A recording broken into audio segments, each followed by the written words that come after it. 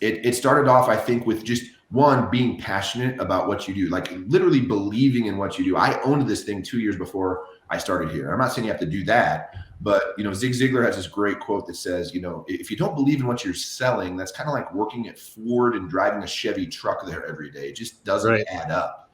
Right. So being passionate about what we do, realizing how it could have helped my family, knowing there's other people out there. I mean, the stats say I think only 7% of American families have a supplemental coverage plan. Probably. So there's tons of people, and that doesn't mean that 93% haven't been exposed, I'm sure, but they just don't have it. Maybe they haven't been educated properly. Just wanting to help people, and that's really what it was. I think that's huge. Wanting to help, right? Everybody gets into a career or sales or whatever. Or if you're pursuing that, you're not going to ultimately win the long game. You have to pursue that value, that passion of helping others.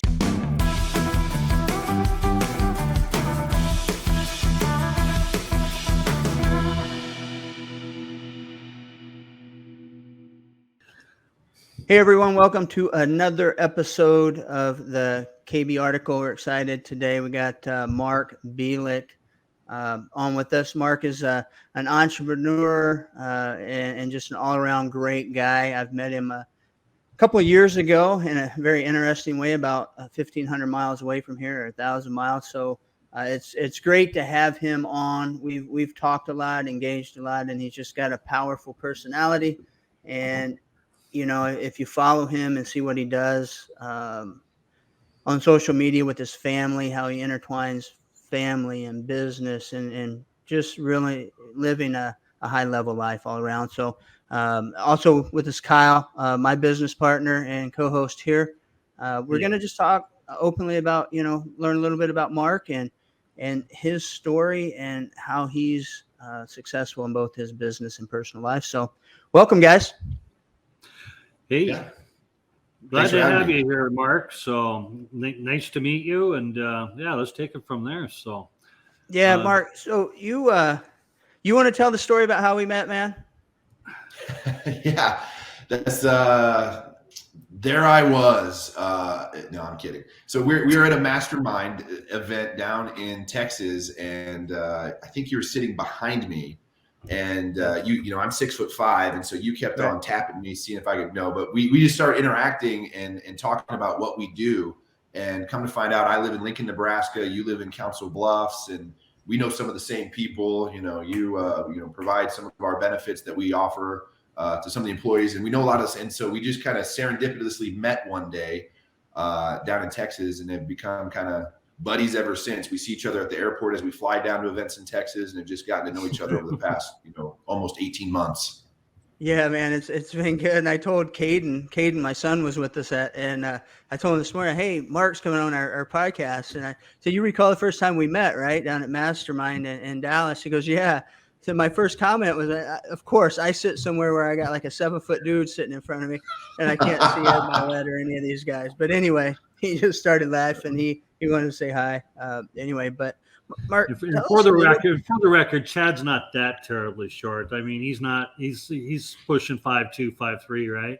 No, you're like 5'. Man, I'm all no, you're like 5'8" and a half, 5'9", bro. I mean, it's not like you're a dainty guy, but he's the tallest short guy I know. Right. I love it. I love it. Well, Mark, it's been good getting to know you over the last year or so, but tell us a little bit about where you're from and kind of young ages. I mean, don't go into every minute detail, but where you're from, what you're currently doing, kind of what your inspiration is to. What gets you going every day? That's a good question, man. So I'm from Lincoln, Nebraska. I was born in Longmont, Colorado, but my parents sent me here. They were very young when they had me to live with my grandparents. When I was a month old, when I was about 6 months, they came here. And we grew up, my dad was an auto mechanic, always worked with his hands, kind of a jack of all trades, could fix anything, which is are great skills to have. However, that didn't really pay a whole lot back in the day. He was a factory worker, worked at a place called Cushman here in town. And, we had a great life. My mom was a stay-at-home mom until we got a little bit older, and it was just good. And then as I'm going through life, my senior year of high school, he got diagnosed with lung cancer and he's only 41 years old. Our whole entire senior year was kind of him dealing with that. And unfortunately, right after I graduated, a couple months later, he passed away when he was 42. I was only 18 at the time. I believe my mom was 38. Yeah. And then my family kind of imploded, unfortunately. That was kind of hard on all of us. They'd been married for 23 years. He was kind of the leader, the A personality, the rock of the family. So we were lost for a little while. And, how many siblings? How many siblings just did you have? One. Yeah. My younger sister's about 4 years younger. She was 14 at the time. And just challenging. And a few years later, I decided, I want to be an oncologist to help people that dealt with stuff like that. And so got a job in clinical research, started trying to go to night school. I didn't really go to college right away after I graduated. I had to provide for myself. And it just, it got to a point where my mid-20s, 15 years of schooling before I started actually working just became less and less appealing. So I did a small stint in the mortgage business from 07 to 08, which is one of the craziest times to get involved in that. And currently, I'm one of, 24 agency owners for Family Heritage, which is a Globe Life company. And how I landed here was I bought a cancer plan from a friend of mine. He showed it to me back in 2006. And health insurance pays doctor bills, but not your bills. I remember we didn't live on the streets, so it wasn't crazy, but it was financially tough for our family to survive. They filed bankruptcy to protect the house. I drove my dad to treatment. So I thought, here, if we would have had this plan that would have infused cash into our family, man, that would have been huge. And then there's also a travel benefit involved. So, man, maybe if he would have went to somewhere like the Mayo Clinic or MD Anderson, maybe he'd still even be here, be alive. And then one of the biggest things, because there's other, companies in this space, is that if you never use it, after so many years, you get a check for 100% of your money back, minus anything you use. So, for example, on Tuesday, I went to a local business owner here. He's since retired in Lincoln, Nebraska, and I showed up at his house and delivered him a check for $20,000. All of his money that he paid in over the years. So I'm like, this is it was $50 a month for a young guy under 30. And I thought it was a no-brainer. And then 2 years later, during the mortgage crisis, I ended up starting for the company. I've been here over 15 years now. That's terrific. Well, I used to sell something similar to that, and it was accident, health, and those indemnity coverages, and such. Because most people don't think of that. It's like you've got your medical bills. That's the big one you're all worried about. Well, now what happens when you're laid up for 4 or 6 months, and that type of thing. So there's generally nothing there for that. So. Yeah, I get that, but that twist about getting your money back, that is something that's admirable about the coverage. It's fun. There. So, that's probably my favorite part. I hate when people need to use our plans. I love being for them when they do, but I love being this little Ed McMahon. Shoot, 2 weeks ago, I delivered $34,000 between two families in Louisville, Nebraska. I mean, that's pretty fun. Right. Yeah. No, that's incredible. That's incredible. So you've devoted yourself. I noticed as reading a little bit about your bio and, about the 15 years and not doing that, but you kind of got yourself encapsulated being with employee benefits and such, and how you could kind of help, individuals, maybe if they're business owners or, not necessarily business owners, but just being able to help them and facilitate them or navigate with that, which I think a lot of times people have a difficult time doing, where they need to talk to an expert or somebody that has the insurance background in order to say, hey, if this is what happens, this could not be such a good thing for you. So educating people definitely is something. So do you do conferences now to educate people on that, or how do you go out there and spread the word on that? Yeah, it started off kind of door to door, actually. Our former parent company was a door to door organization, Southwestern. They sold Bibles door to door starting in 1868. So, I mean, they've been around forever. And then a couple years in, I got good at going business to business, kind of in a similar fashion up and down the street. And then, that evolved into offering it through the employer. So we kind of have this symbiotic relationship where we do all the work, right? We make them look like the good guys. It's an added value to the employees. They can take better care of their employees. Right. So hopefully that helps with morale, retention, productivity, which ultimately funnels to profitability. And then, we have a more mobile workforce where the average American has 13 jobs. So retaining employees is huge as well, because payroll is the biggest line item typically, and training new employees takes a lot of time, effort, energy, and money. So that's kind of the win-win-win scenario that we've developed over the years. We generally don't go through payroll either, which is nice. So there's no even administrative work on their end. And so when I say we do the work and make them look like the good guys, that's true. 100%. And so now these relationships that we build, we can work with these businesses every single year like clockwork. So over time, a career grows to more kind of relationship management versus sales hunting at first. There's always going to be a hunting component, new client acquisition, but I was at a conference just yesterday and that we've gone to, for years. And it's, making new relationships and connections and deepening old ones. It's pretty fun. I'm slated to speak at an event here in Lincoln in September, where there's going to be some sort of educational factor. Hopefully a couple thousand people will be there. And that'll be terrific. That'll be terrific. That's awesome. and that's kind of what led Chad and I down that particular road too, because, like yourself, I sold that coverage door to door right out of college. It was the hardest thing. It was the hardest thing I ever did. And then basically from the 2 years to the date, because I said everything that I looked at was like, if you're applying for a job, they want at least 2 years, so you got that stability or whatever it is. So I said, okay, I'm going to do this for 2 years, come hell or high water. And I was getting those commission checks and those overrides or whatever it is. But but it was the biggest learning curve I ever had in my life. And I was very passionate about it. So we've always been around the insurance side of things, but understanding that. And that's where I think Chad and we complement each other, where he kind of takes more of the tax and the bookkeeping and the financial planning, and I do help with that, but we can help facilitate with people like partners like yourself, Mark, that can go out there and say, hey, now it might be a good time because we are growing as an organization. What can I add to the repertoire to provide better benefits to our employees? And that's where I see us as a unit kind of going with this and having those strategic partners with yourself. So that's right on. Absolutely. Hey, Mark, so you've been in this business for a while. Kyle was in it for a few years. People don't succeed in this business, man.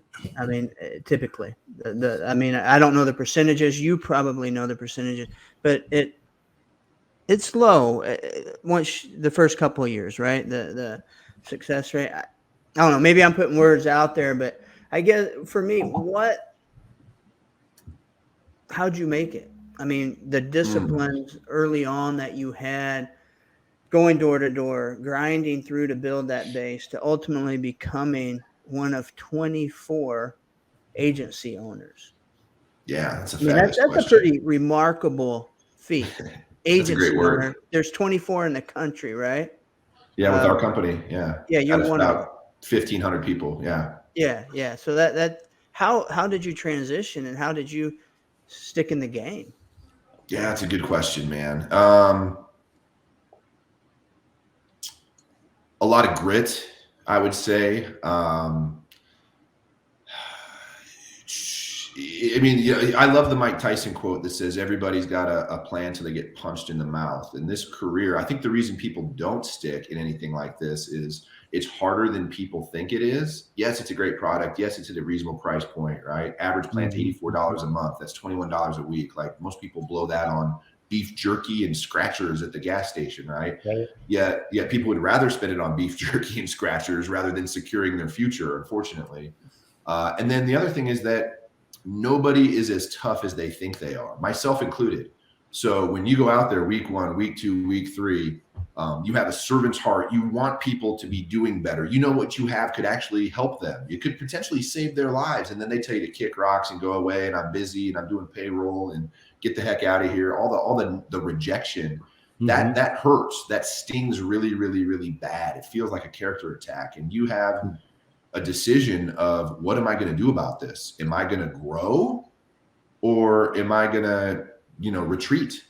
And, everybody wants growth. That's one of our core values. We can talk about that later, but nobody wants growing pains, right? Everyone wants muscles, but no one wants to go to the gym to get them.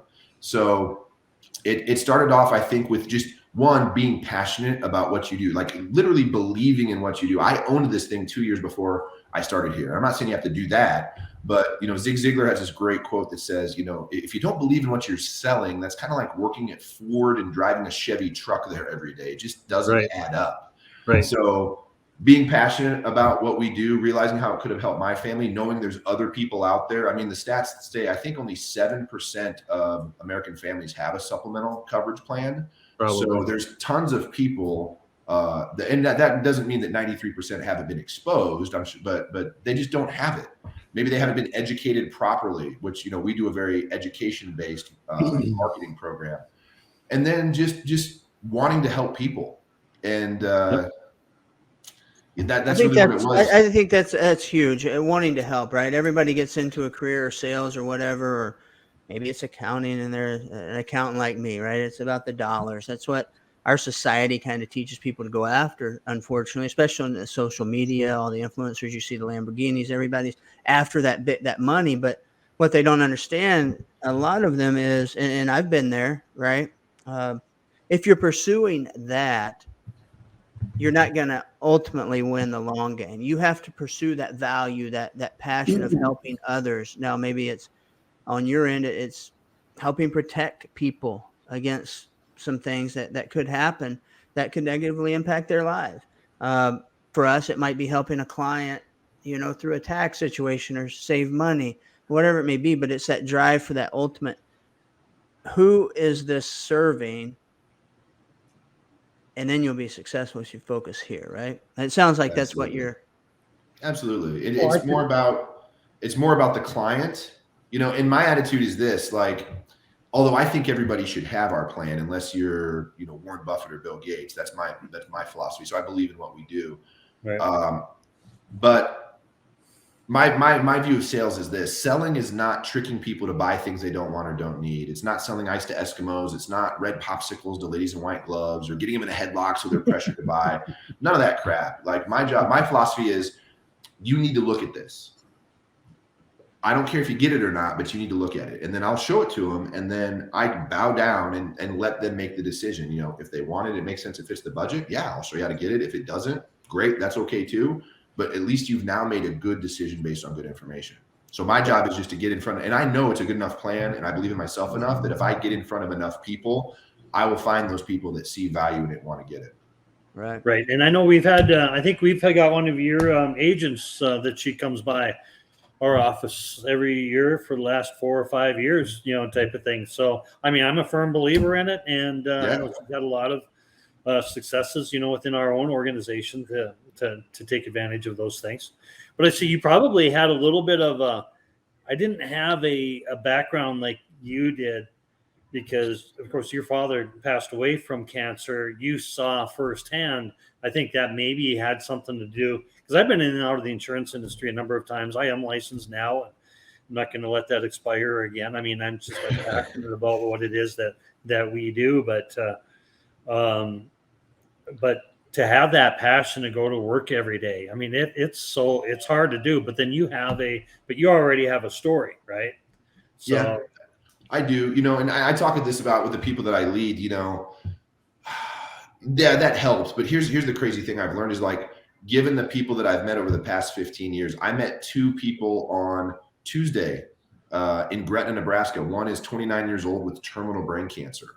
And she was like, "Where were you, 6 months ago before my diagnosis?" Another gentleman's 48 years old. He had a crazy viral infection that when they did a full body scan, they found out that he had kidney cancer. So this viral infection that almost killed him might have actually saved his life, because now they're going to, deal with his kidney. Where were you before this stuff happened? So I just know there's people out there that still need our plan. And then I've had my personal clients, thank me for stopping by. And so I'm actually, believe it or not, more passionate about what we do now after helping people for 15 years than I was when I first started.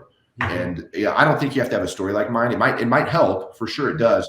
But if you have any shred of empathy and caring about your fellow man, if you just kind of go talk to people, because everybody knows people that have dealt with cancer, heart attacks, strokes, accidents, babies born. If you just talk to people, and then you have that empathy, and then you imagine, like, okay, what if that happened to my family? What would that look like? Okay, well, what if that happened to this next person I'm going to go talk to? That empathy and that caring for your fellow humans will drive you, for sure. You don't have to have a story. It definitely helps a little bit, right, but not a requirement. Yeah, sure. No, that's good. So that grit, that grind, that passion, that's what got you through those hard years. Now you started building a team, or not just helping the folks that that were buying your plans, or the businesses provide additional benefits, but you started impacting lives for people that kind of were growing under you, right? So how did you have to shift, and in that transition where now you're leading others, is how did you develop to generate a big enough team or the resource? I don't know how you become an agency owner, but I assume it's because you led people and you started leading more people than a lot of others in the country. And they said, oh, he's pretty darn good at it. Right. Yeah. So how did that, were you always a leader, or how did you transition into that? What principles you went by? I mean, what drives that? Yeah, that's a good question too. A lot of crappy leadership for like anything worthwhile is worth doing poorly at first. And you know, Good point. yeah. So I was a crappy leader, and it wasn't that I was bad. Like I wasn't like an arrogant yelling, but it's just, my skill set wasn't built yet. And, Right. I had to make a lot of mistakes, and it's kind of like parenting. I've got 3 small kids, and it's like, as long as you use common sense, you're going to make some mistakes, but you can't mess it up too bad, right? As long as you don't shake the baby, use some common sense, you'll be fine. And you can just learn from your mistakes. And so I had a pretty good first year. I was a top first year producer, Fast Start Award winner, mainly because I worked my butt off. Here's one thing to go back to your other point is they said the average person works about 40 hours a week. I worked about 55. Sure. So I did above average inputs, and guess what? I got above average outputs. Go figure. The path is in the math, baby. And I got to a point where I developed a skill set where I could get a week's worth of work done in 3 days.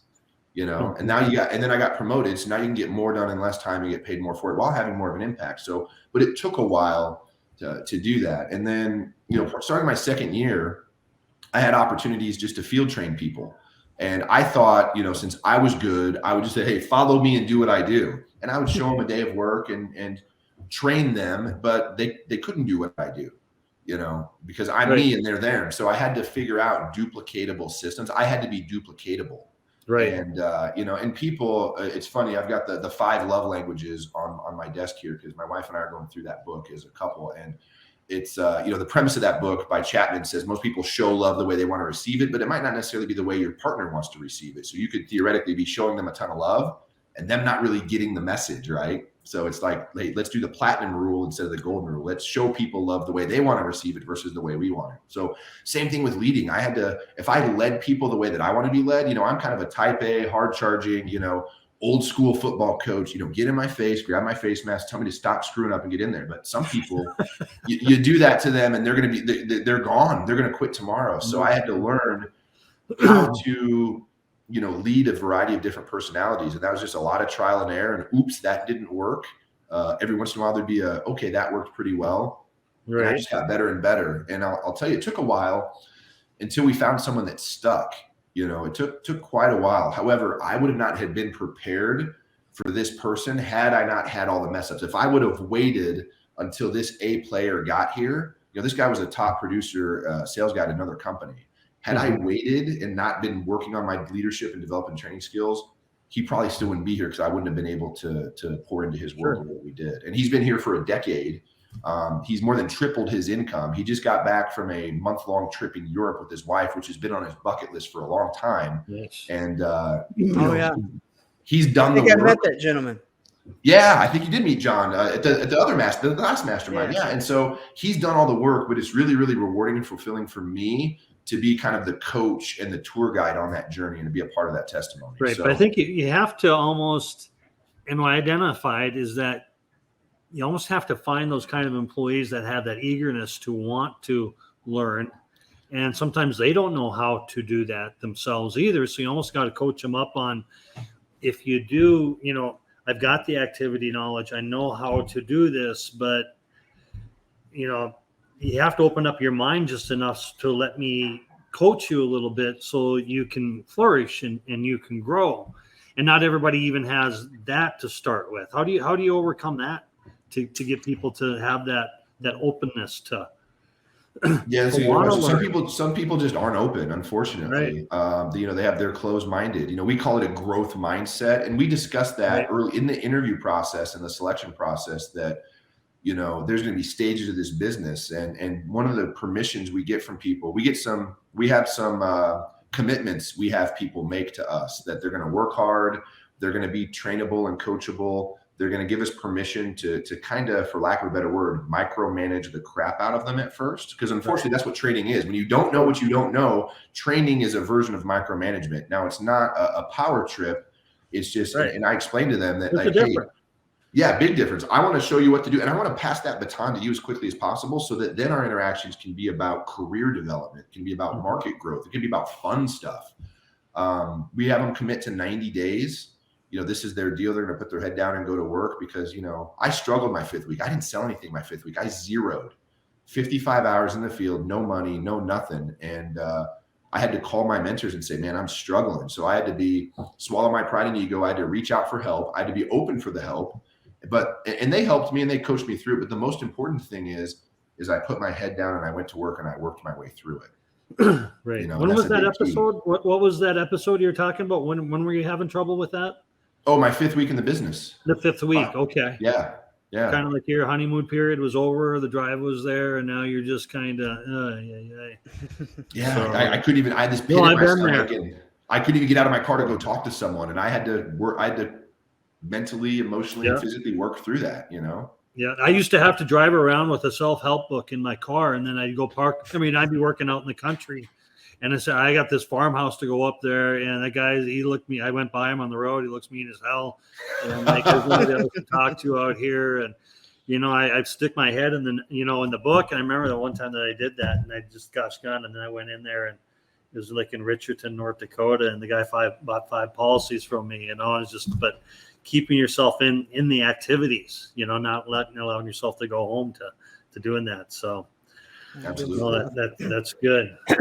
And the open mindset, and we've been just happened that if you got a growth mindset, otherwise you were just stagnant type of things. So but anyways, you ask them those types of questions up front when you hire them. And that's kind of a process where Chad and I were kind of going through that in Kinsler Brown here, is that when we hire anybody anymore to be part of our organization, that we've already identified that there are attributes and that one being one of the largest is that eagerness to learn, having that growth mindset.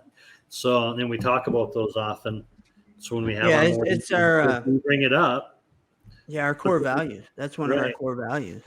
We have to remind them that this is why we're here and that we need to have you have that eagerness to learn and have that growth mindset rather than just being closed, to that. So Mark, do you have a set of core values that you kind of live by, both from a business and maybe translates into your personal life as well? I know in watching you from a distance and just knowing you and having gone to the gym with you at 5 a.m. in Dallas when we were down there at Mastermind, you have a routine, man, and you're very structured, just like me. I try to be. I think you're a little more on point than me most days, but how did core values, routines, things like that translate to your success, both business and personal?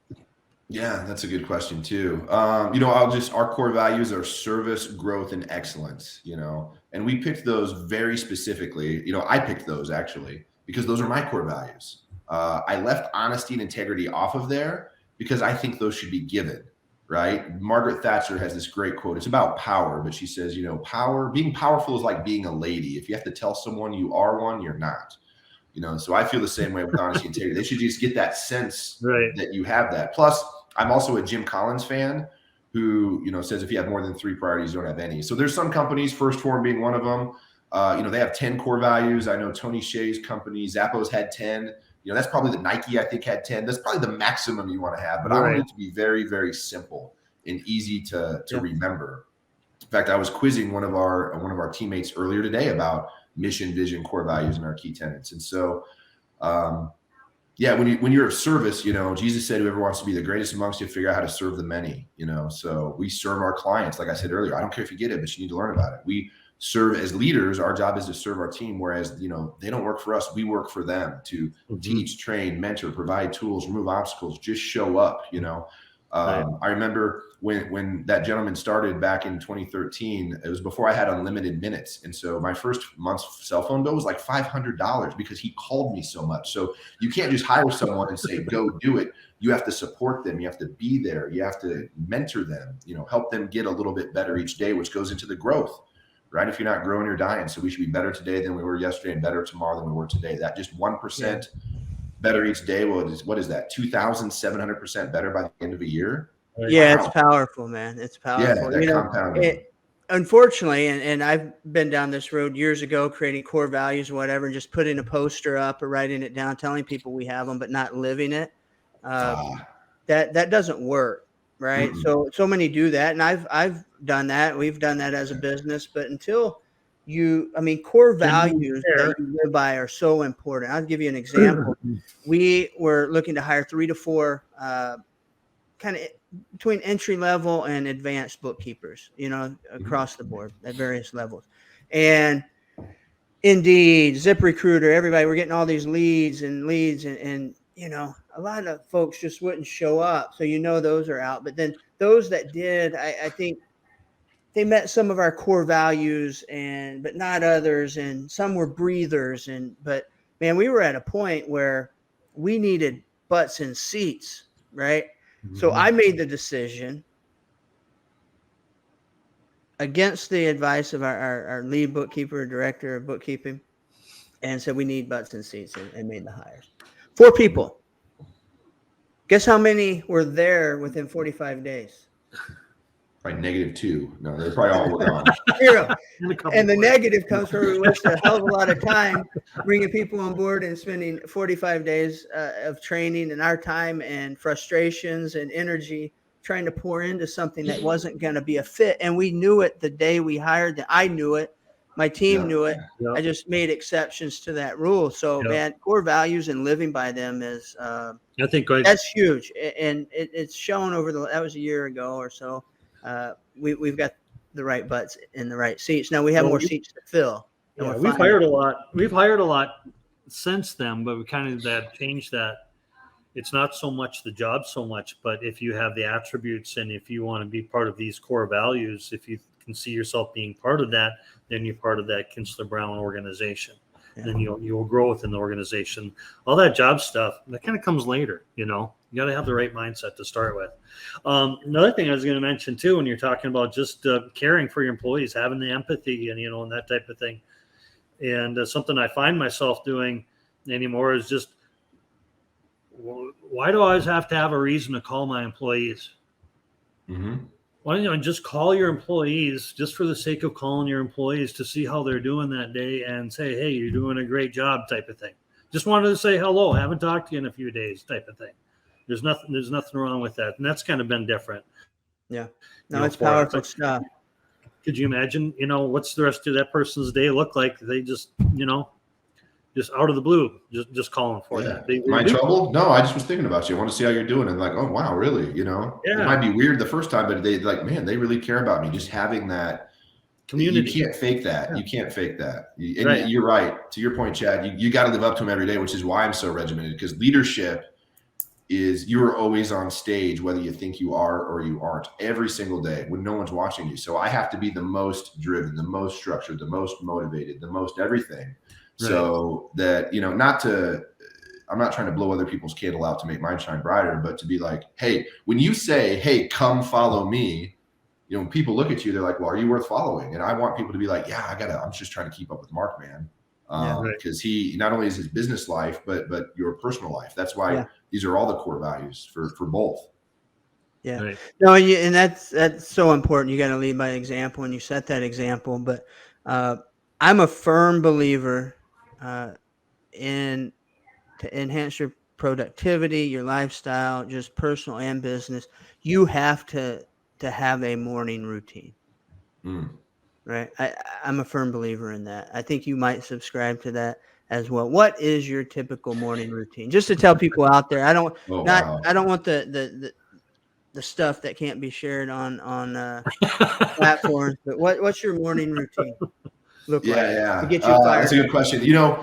I'm on point right now, which is great, because there's been times in life where I'm not on point, and usually I'm working harder when I'm not on point than when I am, but it's because my morning routine is lax. And so I shared with you before the recording, my wife and I, it was her idea actually to do 75 hard together, and which has created a just awesome, both of us focus on our health, nutrition, our mental toughness, all of that stuff. So typically My alarm goes off at 3:45 in the morning. Actually, let me take that back. Your morning routine starts the night before. You don't just accidentally go to bed after a binge on Netflix and get up on time. So you got to make sure you get enough sleep. And, how much is enough sleep? It depends on who you ask. So, I'm experimenting with that right now.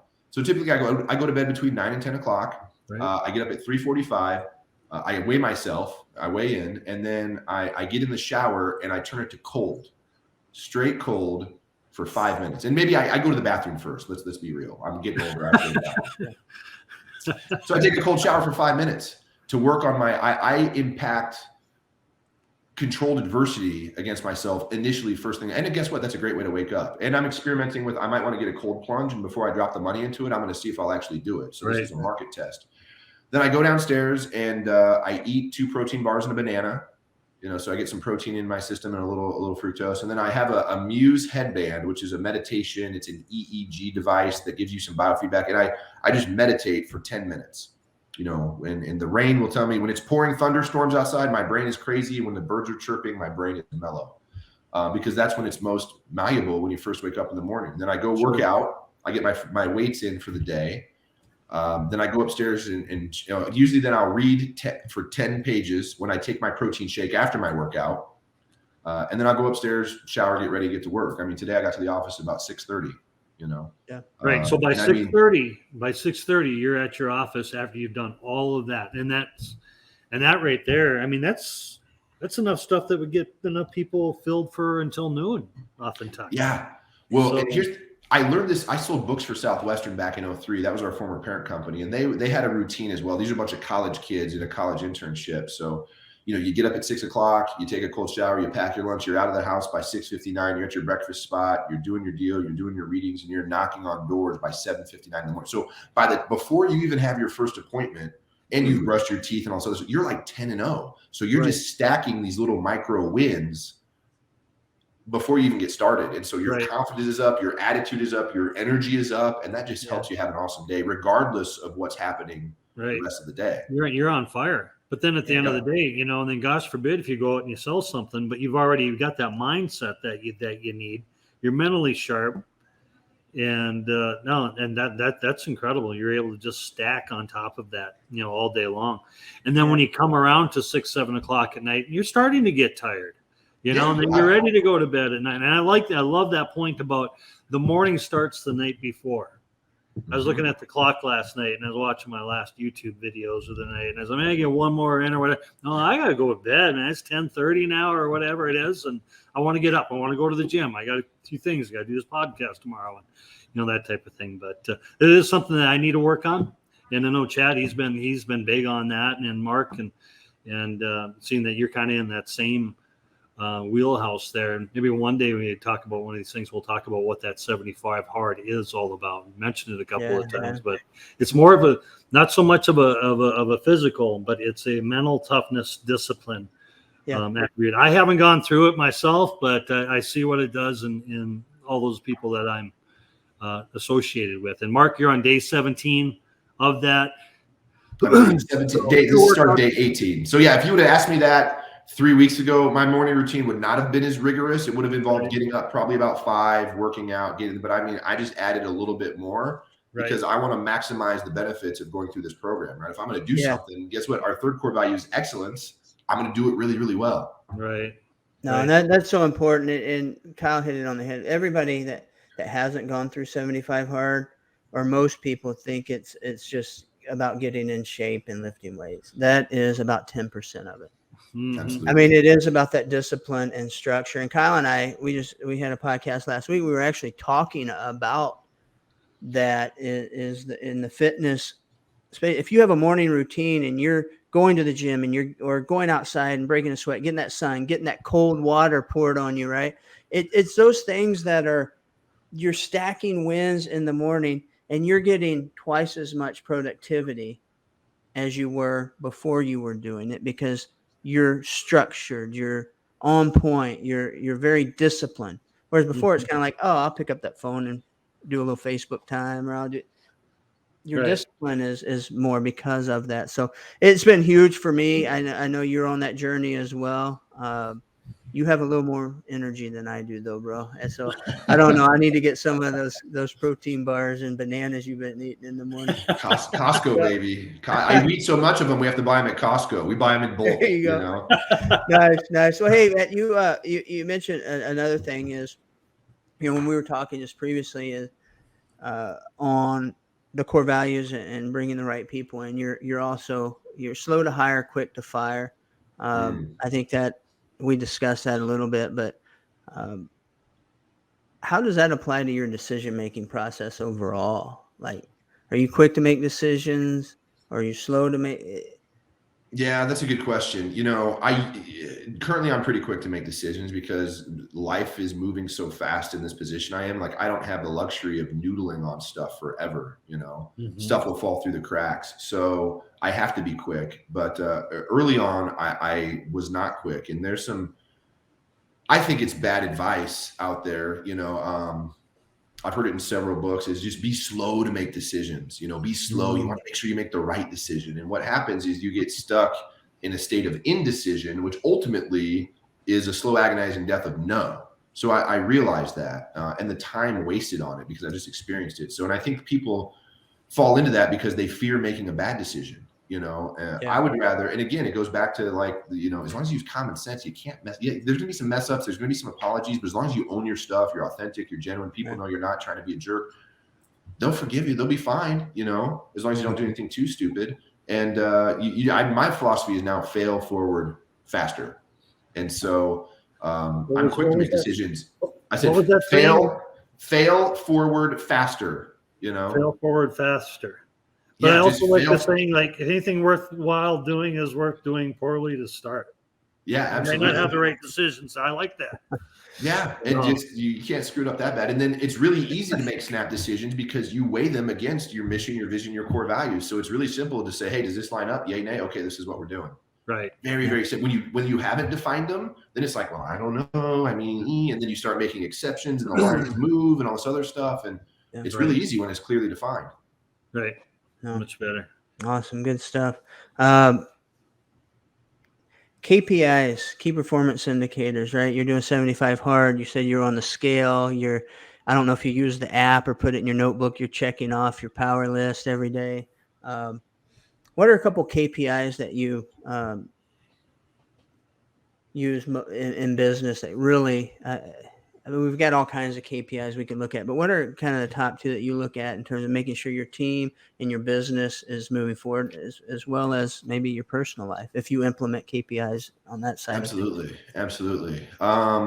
Those are good questions. I'll say for an individual teammate, who's just getting started, we're really focused on how many hours are they actually in the field actively hunting for and prospecting for new business, and then how many people do they actually interact with, introduce themselves to, and then how many people do they actually sit down and show in depth and detail what we do. That gives us some good ratios, introductions to sit down to closing. We'll also track their average sale per client. And what ends up happening is now, instead of saying, well, hey, how's your week going? Oh, it's going pretty good, which is really, really, really subjective. It's like we can objectively look and say, okay, what are you doing with your time? Are you giving yourself, and I really don't care how many hours people work. I really don't. Right. If you can get your job done in 20 hours, great, go do that. But the hours are there just to get you enough space to get those controllable activities. I mentioned when I started, I was not very good. I had to put in at least 55 hours a week of actively hunting for and prospecting for businesses. And then on top of that, there's probably an additional 10 that was, meetings, studies, being a student of the game, like prep work. Like, you didn't just go out and accidentally make it happen. So it was a lot at first, and I was able to scale back after a little while of getting some proficiencies and getting through the learning curve. But that's for a new agent. Organizationally, we look at how many people, I'm not so much in a personal production role. I'm more in a leadership role. So I'm looking at, key leaders, teams, and how many people do they have producing every week? What are their individual KPIs? And then as the overall, and this is what I love. I love win-win-win situations, and I hate win-lose situations. I think I heard Captain Kirk say that way back in the day. Like, he doesn't believe in the no-win situation. And so, most of life is like a zero-sum game, meaning, if I'm going to win, you're going to lose. If I'm going to sell you my car and win, you're gonna have to lose and pay more money. But if you're gonna win, I have to accept less money. I hate that. Unfortunately, that's the way selling cars go. But when it's like when I can help people do well in their world, it comes back. The better they do, the better we do. So I have a vested interest in everybody doing well. And so the agency that I'm in charge of, when each individual person and then their teammates, which forms their team, that feeds up to the whole agency. When they hit their goals, we hit our collective goals, right?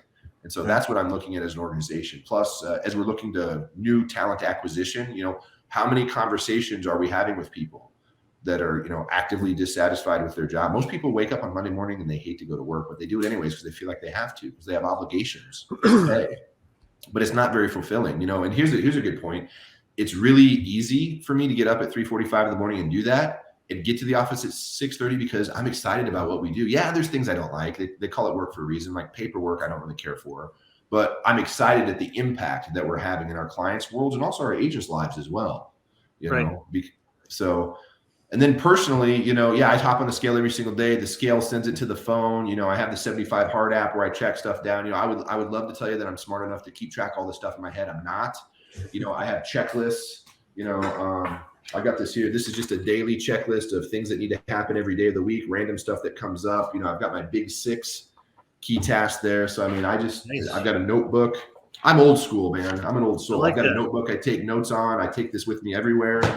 I even have the other one from the very first time we met, Chad. I was looking, Jesse, Boss Lee gave a talk about leadership. Mm-hmm. I don't know if you remember that. The notes are right in here. So I have this book that I started February 2nd, 2022, and there's highlights and stuff. So, I keep them so I can refer back to them. Right. No, that's awesome. I use a notebook, but man, you got a little more tedious record keeping than I do.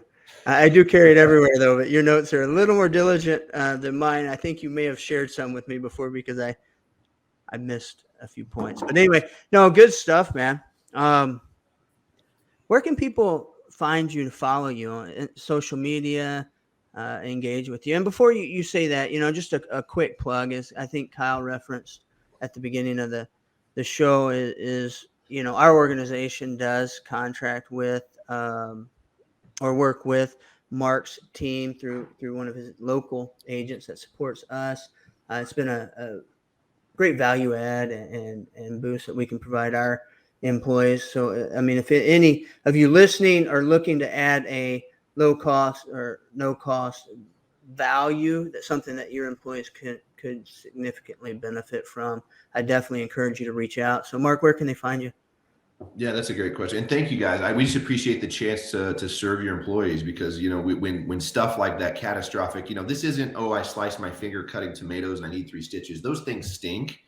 Most people can handle that. Most people can pay to go to urgent care. It's these crazy life altering things, cancer, heart attack, strokes, accidents. And especially, I don't care what business it is, but especially in the smaller businesses, it's like a family, man. And when one person is dealing with stuff, everybody feels that not only just with an increased workload where you have to cover for someone, but just emotionally. So to help alleviate some of that is an honor and a privilege. So I appreciate you. That was super cool because we I think we have someone work there, and we're like, is it this person? No, is it that person? Yeah. And then we're taking selfies and texting her, and she's like, oh my gosh, how did you be in Dallas? It's such a big city. But yeah, I'm on Facebook. I think it's just markbeelek.com, so okay. MARK, as in boy, EELEK. I'm also on Instagram. There's also, what else? LinkedIn. Those are the primary ones I'm doing right now. Awesome. No, man, I appreciate your time and everyone. I'd recommend you follow Mark. He just puts a lot of positive, inspirational stuff out there. Good, actionable items and intel that he's doing it himself because I've seen it. So thanks again, Mark, for joining. We're glad to have you. I think you impacted a lot of lives by putting some of your wisdom out there because I've seen you walk the walk. And our goal here at the KB article is really just provide information to folks that can assist in their personal or business growth, financial well-being, that sort of thing. So I think we definitely did that today. So appreciate your time. Yeah. And Mark, and Mark and Chad, I think we left a lot on the table there. So I love this discussion. There's a lot of good things that are coming out, things that we talk about often within our organization. We'd love to have you back, Mark, on down the line there. And just thanks for spending the time with us today. And being part of the article. You're super welcome, man. I appreciate the opportunity. So anytime, reach out. Best All of right, luck guys. to you, and your employees and your agents are always welcome to stop on by. And I love it. Last time your agent brought another agent. And that's just what I was talking about on my morning reel this morning. They were talking about delegating and how then now it's kind of down the line. Now she's, doing what you were brought up to do, and now the next generation's coming behind, that type of thing. And I was getting kind of a kick out of that because I love that. Absolutely. Just Layering paying it forward. Yep. So that's fantastic.